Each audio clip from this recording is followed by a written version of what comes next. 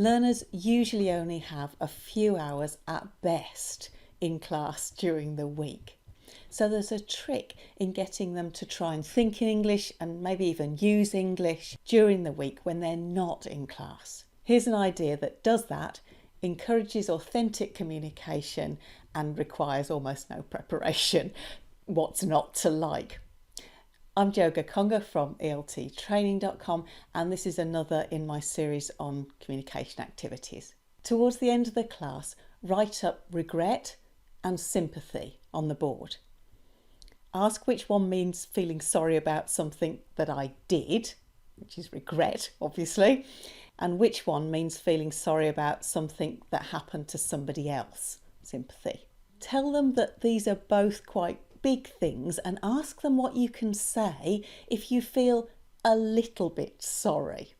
Now act out this phone dialogue, monologue really, but you're assuming there's somebody else on the other end of the line, and see if they can spot two expressions that express feeling a little bit sorry about something. Of course, no problem. It's such a shame I can't come over today, but I'm so busy. How about Tuesday? Oh, it's a pity you live so far away now. When you lived next door, I could just pop in so easily. Hopefully, they'll spot these two expressions. It's such a shame. It's a pity. This is really useful language. Make sure they've understood the meaning. The words shame and pity have very strong meanings, so you have to make sure they understand that these expressions are, not for very strong things, they're for actually fairly minor things. Check you're just a little bit unhappy that this thing can't happen. Put these two sentences up and make sure they've understood the structure. It looks like this. Now, before you say it, I know that these expressions can be followed by an infinitive. But this meaning's a bit different. The function here isn't regret, it's more like obligation. You should go, you shouldn't waste the opportunity. So personally, I'd leave that for another day. Okay, so you have the meaning and the form, and now just check the pronunciation there, drill for the sentence stress, any linking.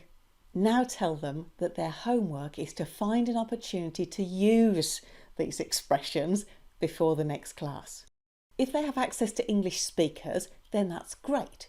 But if they don't, tell them that they still need to be thinking about an example where they would say it in English, even if they're expressing that thing in their first language. When they come into class, the next lesson, the first thing you're going to get them to do is to discuss together when they said that or thought that they might be able to have said that. If you or they want other examples of how to use this, then Youglish is great for practicing pronunciation.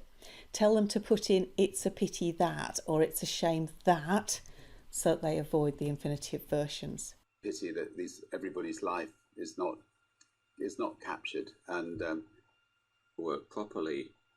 And it's a pity that Conrad didn't upgrade the hook on this model.